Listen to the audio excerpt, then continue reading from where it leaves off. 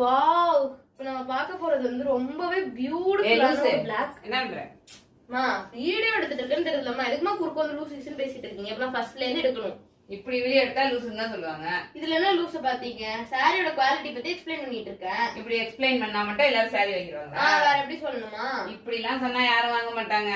நல்லா அழகா ஆரி work blouse தச்சு போட்டுக்கிட்டு, மடிப்பு கலையாம சாரியை கட்டிக்கிட்டு, நல்லா அழகழகான ஜுவல்ஸ் எல்லாம் போட்டுக்கிட்டு, இப்படி ஒரு சிலிப்பு அப்படி ஒரு சிலிப்பு சிலிப்பி ஸ்லோமோட வீடியோ எடுத்து, பெண்ணே நீயும் பெண்ணா அப்படின்னு ஒரு சாங்க போட்டு வீடியோ அப்லோட் பண்ணி விட்டீங்கன்னா வியூஸும் பிச்சுக்கும், ஆர்டர்ஸும் குமியும்.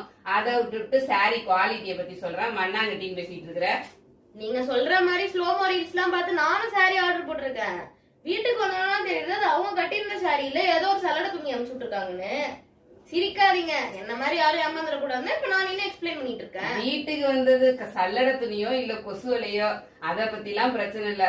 ஸ்லோமோ வீடியோ பார்த்து சாரிய வாங்கி ஏமாந்து கமெண்ட் செக்ஷன்ல போய் நான் ஏமாந்துட்டேன்னு சொல்லிட்டு அதே மாதிரி இன்னொரு ஸ்லோமோ வீடியோவை பார்த்து சாரி வாங்குவாங்களே தவிர சாரிய பத்தி எக்ஸ்பிளைன் பண்ற ஒண்ணுகிட்ட யாரும் சாரி வாங்க மாட்டாங்க.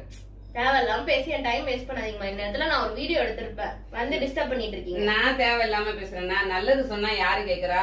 இப்படியே நீ பேசிக்கிட்டு இந்த சாரி எல்லாம் வித்த மாதிரி தான். அவங்கள விடுங்க, இந்த சாரியை பத்தி நான் உங்களுக்கு நெக்ஸ்ட் வீடியோல எக்ஸ்பிளைன் பண்றேன்.